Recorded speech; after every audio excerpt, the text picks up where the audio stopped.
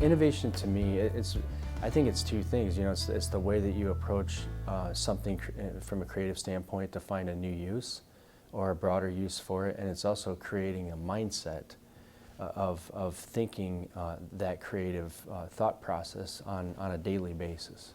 Well, we've been around about 10 years now, and some of the projects take time, but what you could visibly see now, which is really exciting, if you want to go and think about reuse, you go to a place like the Portage Park, and it's just neat to see where, an acid bathing facility for steel is now an environmentally clean place where kids can play on a beach. There's a handicapped accessible a point on the water. We've done the Marquette Park in Gary, which would be the capstone of the Miller redevelopment area. So that facility has been restored to its former grandeur and is being reimagined as a driver of commerce. And then finally is the grand opening of the brand new Gary-Chicago International Airport extended runway. They look like individual projects, but the synergy of them is creating a new economic vibrancy.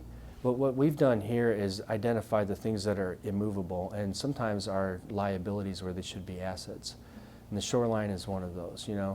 Our proximity to Chicago is something that cannot be replicated. It's impossible. So it's a natural advantage we have over the rest of the country, other than the suburbs that are, similarly positioned. So yeah, the next decade is really about bringing us up to the even playing field as a true, beneficiary of our proximity to Chicago.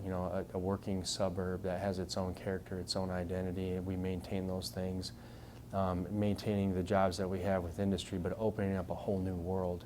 With that said, we don't always know the best way to do that, and part of this process we're in is working with the communities that are going to be most affected by them.